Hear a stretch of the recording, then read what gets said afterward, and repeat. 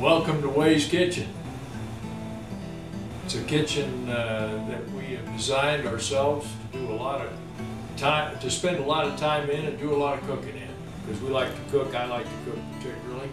And so with the holiday season upon us, I thought for this impromptu cooking class, and I never expected I'll make it to TV doing this, believe me. This is just for having fun, for a campaign where we're all having a lot of fun and meeting people, and my cooking skills seem to have piqued some interest, so I thought, hey, let's talk about it over the holidays and wish everybody a happy holidays and Merry Christmas. So for what we're doing today, we're going to cook butternut squash soup. It's a combination of two different recipes. If it sounds like what I'm doing here is of interest, you can go to our website and find it. Essentially, this recipe is going to be made out of 2 Yukon Gold potatoes and 1 large butternut squash. Along with that, we will add condiments, the rosemary, thyme that I cut out of the garden, garlic. I add garlic to just about everything I cook. It's a wonderful condiment, adds great flavor. Believe it or not, you don't always smell like a garlic clove the next day, so don't be afraid of it. It's good for you, and it's good to cook with. I'm going to have some pork chopped up very thinly to add to this as well. So at the end of the day, this soup will be a thick soup slash stew that one can eat for dinner. All you need to serve with this be a salad, a bowl of this soup, some fresh bread. A loaf of French bread would be wonderful, and your favorite beverage. And bon appetit. I still cut my onions the old-fashioned way.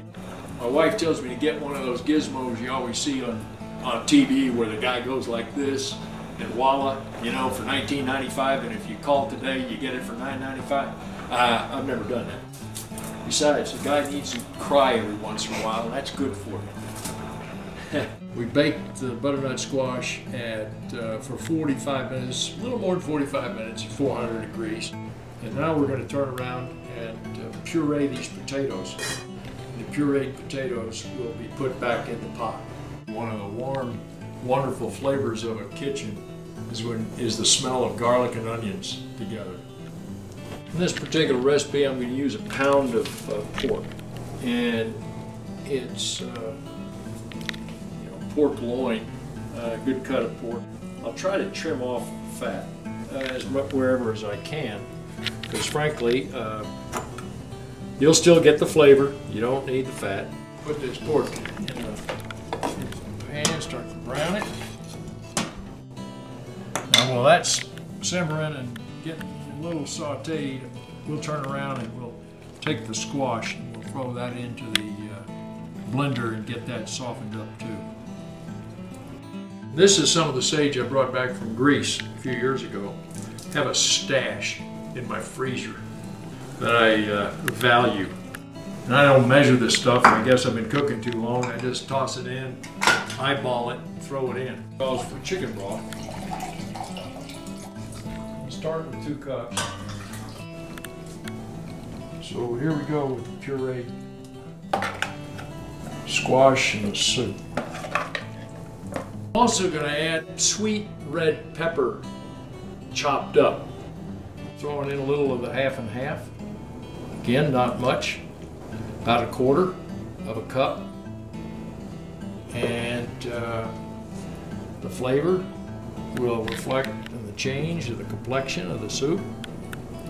And we'll let this soup cook for about an hour and let the flavors come together.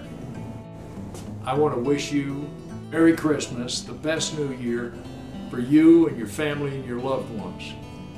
And I hope you get to enjoy time around the kitchen with your family. And if you want to try my recipe out, go for it.